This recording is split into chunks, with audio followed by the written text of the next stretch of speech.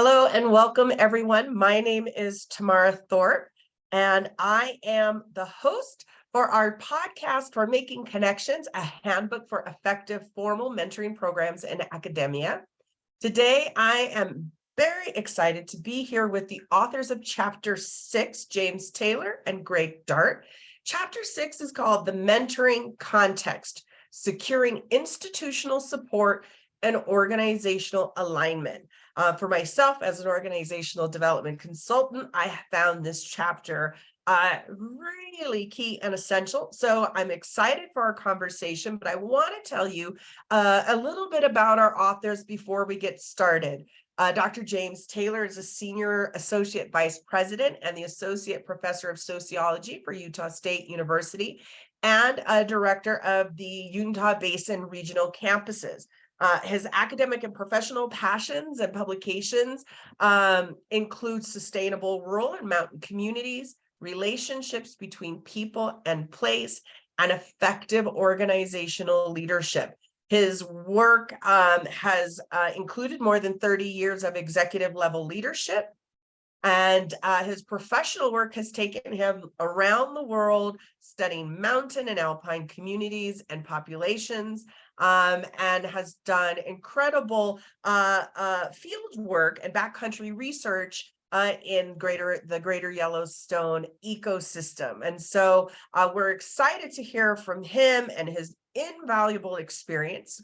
Greg Dart is a Chief Campus Administrator and Senior Associate Vice President of Utah State University Eastern, a comprehensive regional college within the Utah State University-wide system, statewide system. And before his time was in his current role, he was a Vice Chancellor for Enrollment Management and Student Affairs, which we'll be hearing a lot today about that importance of partnering with student affairs when it comes to building mentoring programs on campus. And he has split his time between Utah and Alaska, and has finished his doctoral coursework at Northeastern University in Boston. His primary academic research has been on how student motivation impacts persistence. So, impressive bios, impressive careers. I am excited to hear from both of you. And I'd love to start, Greg, if you could share with us what inspired the work that you do, particularly this research and work that you have done around mentoring. Yeah, thank you so much for having us today and for the time. It's really something that we started researching because we were seeing this in practice on the campuses that we work on. We work on smaller rural campuses in communities where things like student success are vital, and we have underrepresented populations. We have populations, high first generation populations on our campuses, and we saw this as something that we needed. The benefit that comes from a comprehensive mentoring program on our campuses. James's campus was actually the first one to implement that, and then it's spread from there. We also saw a lack of significant research on the type of mentoring and how to stand up a mentoring program like we had stood up here. And so looking at that and seeing kind of a hole in the research was something. And then lastly, I think it was this idea that, hey, if this works and is being as beneficial it is on our campuses, we probably as people who live in the academic world ought to be sharing this with others and providing a bit of a roadmap on how these things could work. So not only the theory, but then also the practice. That's phenomenal. So one of the key aspects of your chapter is around aligning programs with organizational mission and vision alignment. And I know in my work as a consultant, that is always at the root of recommendations that I give to organizations who are finding themselves and their programs not working, is going back to the basics. Does the program align with your mission and vision? So can the two of you talk about the importance, right, of the alignment with mission and alignment, and how that then informs executive support. Yeah, and if you don't mind, Greg and Tamara, I'd like to weave in a little bit of that answer for the first question into this about alignment with mission and vision. One of the things I was thinking when Greg was talking about why or what was our interest is that, as you both know, and many who might be listening to this podcast, we get limited resources for huge needs on campus and in higher education in terms of engagement. And for me, it wasn't just a target of student support. It was an opportunity to develop a program that brought together faculty as well and get them more engaged. And we started before COVID-19 and before the pandemic. But in hindsight, the start of our program was really essential because we saw an ever increasing need to connect people either virtually through the pandemic and in coming back post-pandemic. So for me, the interest was, how do we create informal, non-assigned, academic career steps, but to bring people together in creating a culture and a community? And that leads to your question about alignment with our vision. For me, the culture of a campus is so critical. And Greg and I run campuses for Utah State University, but distinctly different campuses as well. And Greg will talk in a minute, perhaps, about the residential campus with athletics and the nature of his students. I have more of a commuter campus system, 2 campuses, where my students may not have as many opportunities to rub shoulders with faculty and staff on campus. They may be walking in and out of the building for classes, and I recognize the need to create something that would help my campus culture deepen instead of becoming just a shallow culture of maybe getting a degree, but mentorship across the system where people know each other by name, where they can turn to each other and ask for help. And Greg mentioned one of the other parts of the vision of my campus is I have a large population of underrepresented and underserved students who don't have family and generational support around higher education. Though that mentoring program became critical for my campus culture and the vision of supporting students throughout the life cycle, all the way from recruitment, where we push the mentoring program, to persistence, to completion, where we're still involved in students going on to grad school or within their career. So for me, it aligned nicely with my campus vision and our campus vision of supporting students throughout the whole life cycle. It wasn't just a persistence tool. It was part of the campus culture that we care, that we're there for you, and in a way that our faculty aren't doing it because they're assigned or for promotion and tenure, but because it's a campus that cares about individual success. Greg, any thoughts on that, especially with the different campuses between you and me? Yeah, thank you. And there's a couple of things that I'll say. Our campuses are very different, although some of the characteristics of our students are similar.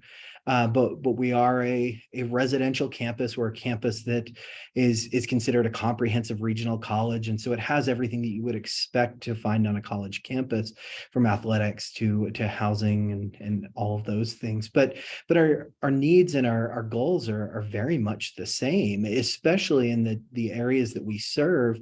Our students that come from those areas have been somewhat disadvantaged, at least a large swath of those students. What I'll say is that when I look at alignment, I'll kind of speak to the negative side of things, that sometimes our institutions of higher education, we have so many people who are trying to do something and trying to help these students in the same way, that you get this initiative overload. You get this idea that there's so many things going on, and when you are trying to do something new, if it's not aligned with your overall goals and your vision and mission of your campus, the chance of that actually succeeding, catching on and really moving forward is very slim. And so when we looked at what our needs of our students were, what our needs of our faculty, as James talked about, and trying to align those with the initiatives that we're looking at, mentoring fit in just perfectly. We wanted a new way to engage faculty and students together, something that was extra or co-curricular, so outside of the classroom, and find ways to have these meaningful engagements, because these students, their goal is to learn from these faculty members who bring such a wealth of experience and a background of so much. And the more interaction that we can have with them, those students see that, hey, this is something that's possible for me. I have a path in front of me. And so as we align those mentoring efforts with what the goal of the campus is, resources can flow to it a little bit easier from the top down. When you have alignment with your mission and vision, that's the key to a lot of success on campuses. Thank you so much, both of you, for sharing that, because there are a couple key points that you brought up that I don't want to get lost. First, James, you really talking about the vision for the culture of your campus. I think that is such an important and poignant point, that visions come from the top. We want them to be shared throughout the organization or institution. So whether we're talking about, private industry or higher ed, having that vision from the top that give people direction on the kind of culture we want to build is so vital. And having that be clear and articulated. And Greg, you pointed out that what can often happen in complex organizations and institutions is that small efforts will start to bubble up and populate in silos. And the challenge is then they lose out on opportunities for greater executive support, administrative support, funding, and then risk sustainability, which, as folks read further along in the book, you'll see that there's some incredible programs happening at Utah State University, and that they're all really grounded in these ideas of sustainability that come from having so much support across campus. And so I know people who are listening to me are thinking, yeah, great. How do I get executive support? Because the reason we're doing things in silos is because I don't know how to access executive support. So what's the short answer? We know the long answer is in the chapter, but what's the short answer? I have one answer, if you don't mind, Greg. Greg, I also want to reference back to something Greg said that's, again, poignant and also really important. And Tamara, you said it about all the initiatives and the overwhelming nature of things that people can do. I found to get this support and get this rolling, it wasn't a one-time statement, staff and faculty meeting that we're all in on mentoring. One of the things I had to do was become a mentor myself. I'm also a faculty member, but lead by example, which is it's a common phrase and relatively overused, but also repeatedly talking about the commitment of the campus to this. And although finances may not be and budgeting may not be an important part of the program, it was a commitment that I made to put resources towards it that said to faculty and staff, I'm all in. We're spending resources that could go somewhere else on this program. So those are two that I had to lead by example, but also put some resources towards it. The third, frankly, is maybe a little bit on the side and oblique to the main question. I also had to make sure for this to be sustainable and get off the ground that I didn't force people into the program, which would bring in a negative feeling about it and then actually kill it before it launches, or introduce hard feelings about the expectations. And so those are some of the things for me that really were critical to build a program that could be launched and grow, rather than another initiative that's launched and fails, which only breeds more distrust in administration and initiatives across the system. Yeah, I'd love to piggyback on that. And actually, when this isn't a time, I think, for anybody to air dirty laundry, but I have seen an initiative very similar to this fail on a different campus. And what happened was exactly what James just warned against, that it was something that was pushed from the top down and almost forced upon faculty. And when that happened, no one was committing to that themselves. I think the most important thing that you can see on a college campus, when you see a faculty member or a group of faculty members committed, and you see a student or a group of students committed, when those things come together, administrative support comes about. But that's what's so beautiful about this, is that it wasn't a top down, you're going to do this, but the support was there from James. He showed that on his campus as the chief executive, and then the faculty and the students together were able to create a dependency on one another. That they said, okay, I'm committed, are you committed? And when they were both committed, then the additional resources will come because you find success. It helped a lot for me on my campus, that I could look to James's campus and say, hey, it's been successful there, I bet it would be successful here. And so having that proof of concept is what helped me. And I think that's one of the things that is beneficial about this book, is that you're saying you don't have to start out on your own and do something different and do something that isn't proven, but this has been proven, and within the Utah State system, it's been proven on a number of different campuses that serve a whole lot of different kinds of populations of students. And so one that might align with another, when I look at how I can move my campus forward and the initiatives that I start on my campus, if I've seen them proven on another campus that I think aligns with what I'm trying to do, that's a great way for that administrative support as well.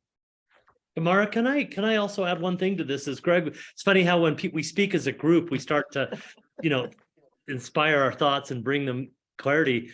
One of the things I think Greg mentioned that wasn't about my campus, but we did a pilot at my campus for a year or two. And in hindsight, so this wasn't strategically planned, but it gave success stories of students and their journey, that when we talked to other campuses, it wasn't a theory that we'd like to implement a new initiative. It was, a student, Sally, had benefited by a relationship with Dr. Smith. What I'm finding too is in our Utah State system, it's been nice. There are, some 10,000 students in the statewide system and some 17,000 students at our main campus in Logan. We started the mentoring program in the statewide system. Students who interchange with both communities started asking Logan for the mentoring program, meaning that it was the students who were asking for the program. That also helps it become more successful and in a way more valuable to faculty. Instead of being told, they're being asked by students if they're involved, and that pushes more requests from the faculty and colleges and departments. We want the mentoring program because students are asking for it. So I think I'd like to say we were very strategic around all of those points. I think we were strategic enough to pilot it, and it proved to have some really strong legs because of it. Yeah, I think you've pointed out some really important things. I think one, you've talked about the importance of leaders modeling the behaviors that they want to see among their teams, and doing that by mentoring.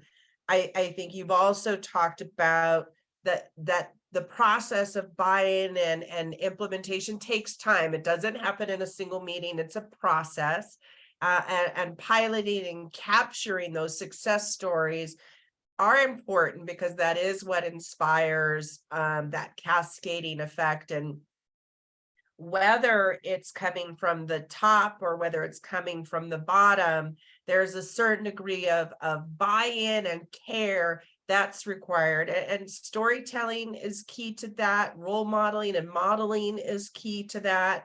And I think you both have articulated that well. And certainly, Greg, proof of concept makes it much easier when folks in other places feel like they don't have to start from scratch, that there's, a way forward. Now, that being said, in your chapter, you talk about systems and making sure programs are a fit for the system.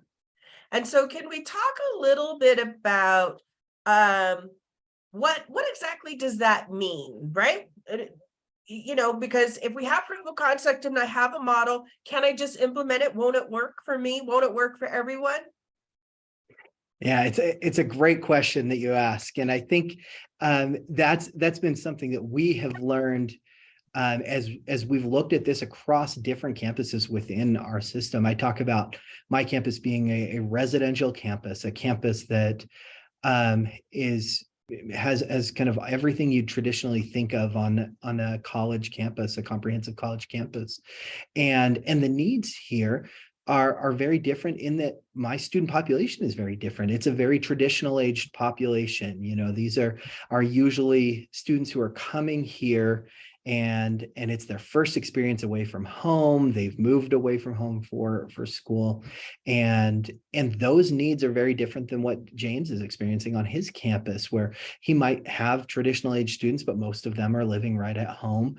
He has a much higher non-traditional age population than I have, and those student needs are very different.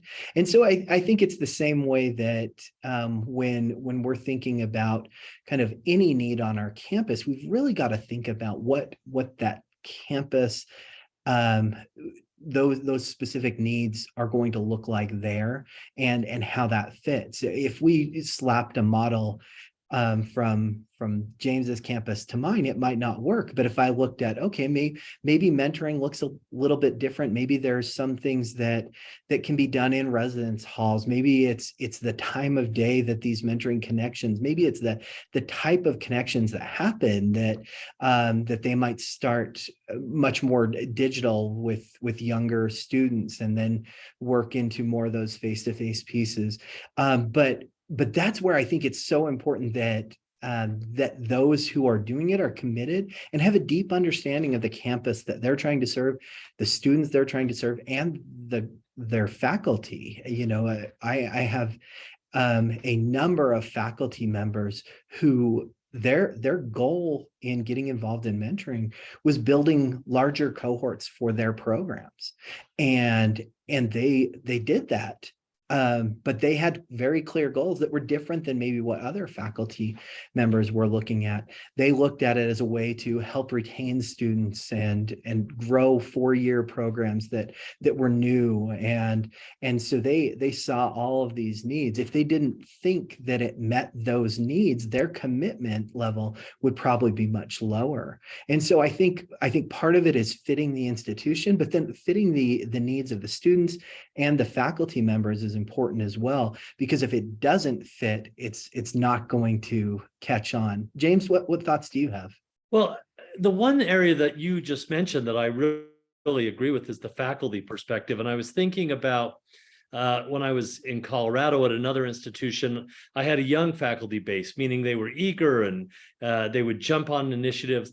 Where I am now, I have a relatively stable faculty base. Faculty have come to this campus and stayed at this campus. It's a great climate and culture. But because of that, they sometimes become not rigid, but stuck in some of their patterns. One of the things that I saw that's really helpful for this is not having it so defined that here's how you mentor, but that the not ambiguity, but the flexibility allows faculty members to bring in some creativity that re-energizes their commitment to students. But also the byproduct of that is that the faculty learn from the mentees, or the mentor learns from the mentee, maybe some things that they have not picked up on in the last decade of their career about the needs of students. So it's a faculty to student mentoring program, not a faculty giving to students. It's a relationship both ways. And I know of 3 or 4 faculty on my campus that have re-energized their commitment to the student experience because of the mentoring program. Not because they gave of their expertise, but they learned of the perspective of students, meaning challenges and difficulties and even sometimes I would say the dreams and hopes of students, which have changed in the last decade substantially. And so if you're teaching from a mindset of a 1990 faculty member or turn of the century, you're out of date. And mentoring helps faculty members become current with what students expect. and what they need. So I like that it gives faculty creativity, but gives them an access to students to learn in that mentoring relationship. Yeah, I love that idea that there are models, but models with flexibility, and that folks account for their population, their faculty, specific goals that might be specific to one campus versus another. And what you just said was so important, because I think no matter where mentoring happens, the best mentoring relationships, there is reciprocity and mutuality and learning. And just earlier today, I was listening to a live LinkedIn podcast by a young woman who I had mentored several years ago, who is now leading a dialogue on inclusion. And I just sat there in awe of what she has done with her career. And, when the mentor becomes the mentee once again. So it's just phenomenal to see those outcomes. And you talked about getting that faculty buy-in and giving faculty a voice in iterating and creativity. And in your chapter, you also talk about administrative and other support systems. So what are other support systems that folks need to take into consideration? Because I know there's a nice part in your chapter where you really articulate aligning your efforts with student affairs and student advisors and people who are working with students. So I'd like for you both to articulate how important that is to be in alignment with those other support systems that are happening on campus. Greg, do you mind if I start, and then maybe you can finish up? Because I actually suspect you'll probably say something more meaningful than me on this one. But one of the early pushbacks, both by faculty and by student services around this program, was faculty not wanting to be advisors, and advisors, student advisors, academic advisors, not wanting faculty to step into that lane. And we had to articulate and delineate between the roles. And so I would say it's not all rosy when you start. There's a lot of kind of negotiating and pushback and really defining. But with that, as we articulated that it's not a duplication of services, but a 360 wraparound service for these students. And what we had to build on my campus that included student services was how to hand off, how to link resources from student services to the needs that come up in the faculty relationship. So instead of I'll do it or I don't do it, let me put you in touch with someone who really knows how to do that. And again, my faculty have learned a lot more about student services in the last few years than they knew before. And they know who on my campus does what, because the students are connecting faculty with those resources. So it did start out in a way that made people feel threatened, but has strengthened the kind of collaboration around student support better. Greg, have you noticed the same thing or have thoughts about that? Yeah, I absolutely have. And I think you hit on it. So important, looking at those handoff points. One of the things that became clear as we implemented this on our campus was first making sure we did some training that had very little to do with what the interaction with the faculty might look like with the student that they're mentoring, but then what are the kind of things that those faculty members might be asked to do or that they might be asked about by students. And it helped them gain a deeper understanding of some of our student affairs work that was going on already on the other side, and connecting students that might need it with our counseling and psychological services, connecting with advising, connecting with all sorts of things on the student affairs side that faculty gained a much deeper understanding about through this process. And we even did some training to begin to make sure that they knew, okay, where is it okay to start handing off? And the answer was always, wherever you reach a point where you're not comfortable, those are times to hand off. And then there were some specifics as well. But even more than that, was kind of what we started to hear from students this way. We're constantly looking at what do our wraparound services look like? What are we doing to help in student success? And we're looking at data, and all of those things, but those student experiences are really the most valuable piece. And mentoring really took on this role as almost an extended group discussion about where are the areas that we might be falling a little bit short. Those things that we kept hearing over and over from mentees is, hey, I need help on this. This was confusing. I mean, this was a great way for those things to come up as well and enhance what we were doing on the student affairs side. So the connections were very clear from the very beginning. But what wasn't, what was a really nice kind of exciting thing is that we saw this as a living focus group, and these students and their experience have informed a number of things on our student affairs side that we've changed the way that we're handling student success on our campus because of the things that we were hearing from these students. And they were having more in-depth conversations with their mentors than they probably had during an advising appointment. Wow. So I'm trying to capture, because one, as you both are talking, I'm thinking about how invaluable that information is for folks in higher ed and on campuses, but also for folks who are in organizations, right? So non-higher ed and private industry or nonprofit, that one, whenever we try to introduce anything, even if it's good, people push back. Right? Mentoring is hard for anybody to go, mentoring's bad. I mean, we all can kind of generally agree that while there could be bad mentoring relationships, mentoring in general is a good thing, and we want it to happen. But moving from informal mentoring to formal mentoring can certainly create a threat to folks feeling like, one, now I'm going to have to do more work. Maybe folks are going to step in my lane. So if I'm in a private organization and I'm the manager and I have a direct report who wants to have a mentor in a different department, that could feel a little threatening to me as a manager, right? Or folks in HR thinking, oh, great, now we've got more people telling them stuff that's not right. But I think what you said is so important, that one, that early onboarding of mentors and training mentors is an opportunity to educate our mentors on the different roles that people within the organization have that we can often lose sight of because we're so focused on what we do.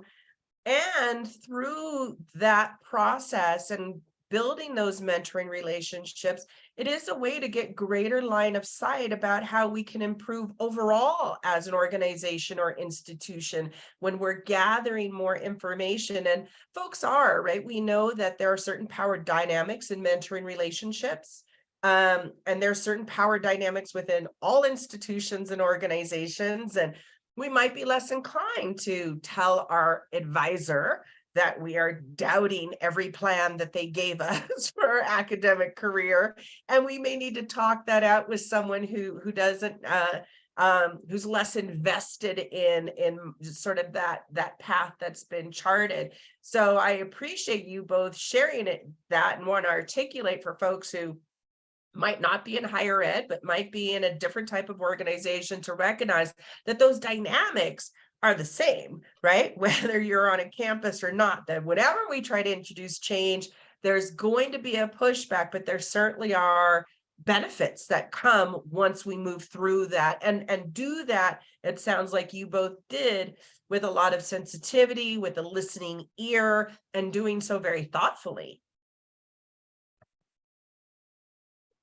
Yeah, one thing that I think about, and as you said, you know, our specific experience has been on college and university campuses, and however, I think it's clear one thing that I think makes these things work is that there has to be commitment from both sides, from a mentor and a mentee, and that's with any mentoring relationship. And it's interesting because you want those levels of commitment to be aligned.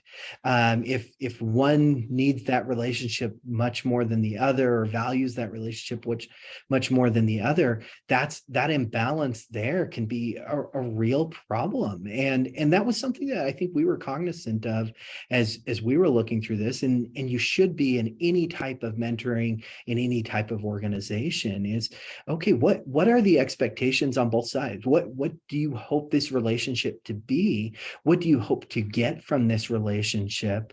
And then how committed are you to that? And I think those are vital conversations that can really help avoid some of these pitfalls that you're talking about.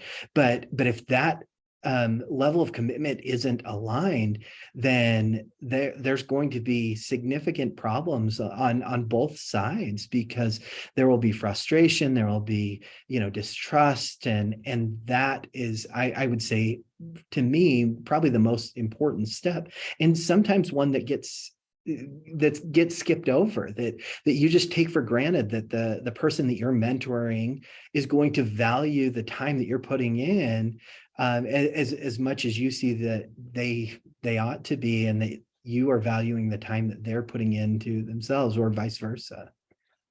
Tamara, can I add one thing to that?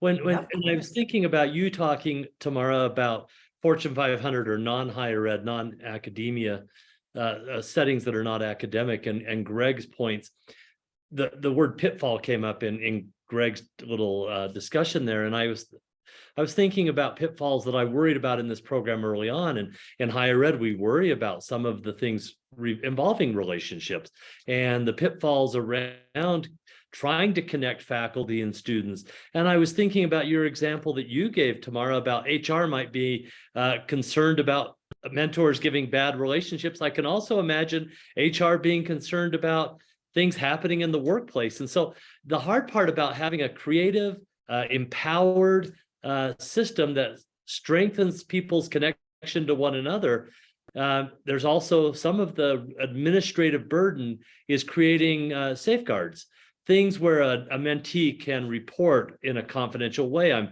uncomfortable, or can I change mentors, and here's some of the things. So I would advise, as people look at mentoring programs, to look at what could happen and build not off ramps, but things to safeguards, to put those in place so that the relationships protect the mentee and protect the mentor and protect the organizational climate and culture. It's just one of the things that when you said mindful, we were mindful of that early on.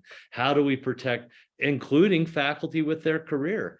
We do not want to put someone in jeopardy because they were trying too hard or inspiring too much. And a relationship developed. So those are some of the things that I worried about early on, and knock on wood, because of what we've put into place, it's so far we're in a healthy place. Yeah, I think that's great. Thanks for adding that, because in your chapter, you do talk about barriers and pitfalls and how to mitigate that, and doing that from the earliest stages is so invaluable. So I would, if I had a choice, keep this conversation going forever, because I still have a million questions, because there's just so much richness in your chapter, and you've shared so much of it, and this conversation is really complemented. What I want to hone in on as we close our conversation is thinking about folks, whether they're in higher ed or in a different type of organization, who are on this early stages of buy-in and thinking out building a program and aligning a mission and vision with the program and getting support and buy-in. What do you think is a must-have as we go to get buy-in within our organization? I'll go ahead and start on that one. And to me, it's something that I've talked about a little bit, but it's commitment. It is the most important resource that you can put toward a program such as this is time. And if you are not able or willing to commit the time that it takes to establish a program where every group is getting value out of, then it's probably not something that you're, as an organization, ready to do. And so it isn't a really resource intensive as far as dollars, but it is a time commitment that has to be made. So that commitment, and the specific commitment being time, would be the thing that I would say that is a must have if you're looking at establishing a mentoring program in your organization. My addition isn't as important as commitment. I would argue that Greg's is right on. Commitment is the most important thing.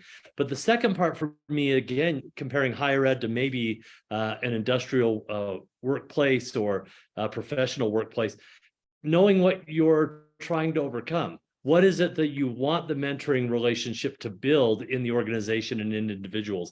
Is it navigating the higher ed landscape? Or is it the onboarding of new employees in a complex multi-country organization and how to work within different time zones? Identify the most important missing elements and build the program around that, rather than just the idea of mentoring.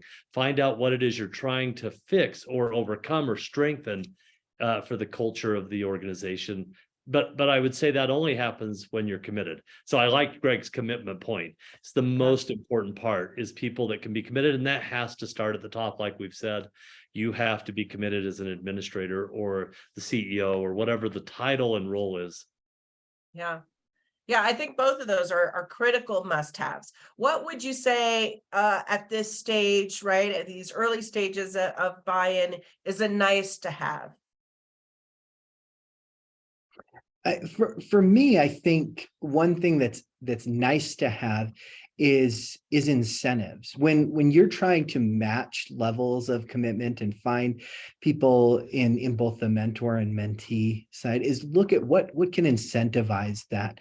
Because in an ideal world, that incentive comes from within. The value of mentoring. But when you're trying to start, if you can incentivize in any way participation, that's a really nice thing to have, to kind of grease the wheel and get it going. Those incentives actually, I think, lose importance in time, because the incentives do become internal, but I think they're really nice to have when you're looking at starting. I agree. And I hope this point doesn't detract from what Greg said, because I 100% agree about the incentive. But I will say I had a faculty member who used that with me early on. Why should I be involved? What's in it for my future career? And the answers of perspective and understanding of students, but he meant for promotion and tenure. And truthfully, it wasn't written in his role statement, so it didn't seem to apply. It wouldn't be evaluated. And I can give all the things that Greg just talked about, which is the intrinsic. What I realized was he shouldn't be a mentor. I would say you want to incentivize, but you don't want to incentivize so much that you get people who shouldn't be in the program because they're doing it for the incentives, not because of a core belief in mentoring or in the relationship. Yeah, I think it's a good balance. And I know that you do articulate that in your chapter. So folks have to get in, they have to read the chapter, they have to get to that section, because you do talk about that balance for folks to see, because look, higher ed is an intensive environment, and how we move up and promote and get to tenure, it's a specific path. And so, people wanting to know how things fit in, you can't blame folks, but also that there are both those intrinsic and extrinsic incentives that are important to articulate. So thanks for noting that as a nice to have. And lastly, what could we live without? What might folks be worried about that? You know what? Don't worry about it. You can live without that. For me, there's one that I think of all the time, and this is from my own experience and just showing that I have learned something along this path, is that I had a very clear, okay, year one, how many mentors, how many mentees do we want? I wanted these very clear numeric goals, and it took me one cycle to realize, gosh, that's not what this is about at all. Of course, those are important because they mean that we're meeting the needs of a greater number of students. But gosh, I it was just crazy that I was even thinking that way when we started this process. Like, what does success look like? What's the number that success looks like? When success doesn't look like a number at all, success looks like those very clear stories, as James talked about. The fact that I can talk about some of our first mentors that have now applied to medical school and have applied and been accepted there and in veterinary school, and that we had these, those mentees doing that, mentors that had no interest in doing this are now excited and can't wait for more mentors and to be able to, or mentees, and to be able to help them. Those are the goals. And so to me, it's numeric goals. I could live without those, and don't know why I was thinking about them to begin with. I know Greg, so I know why he wants to have success. I would say the two things for me are ego and expertise. And the ego, you've got to almost not bring into the equation. The expertise, I had too many faculty members or potential mentors that would say, I don't have that expertise. I don't know what the students will need. I don't know what to bring of value. And the truth is, some of my best mentors, faculty, were the ones who felt least prepared. And so that's also part of that ego, leaving it at the table and being present and available to discover together, rather than having it prescripted from the beginning. Here's what you need to bring as a mentor. Well, I cannot thank you both enough for the incredible wisdom that you have shared, both in your chapter and in our conversation today. I think you are exceptional models of leadership that go without saying have had an incredible and cascading impact across your campuses. And as folks read through your chapter and the others, they'll see the incredible work that's been done. So thank you for the work that you have done on your campuses and communities, and for your contributions to the book and to our conversation today. Thank you so much for your time. All right, everyone, we'll see you in our next episode on Chapter 7. Until then, thank you and goodbye.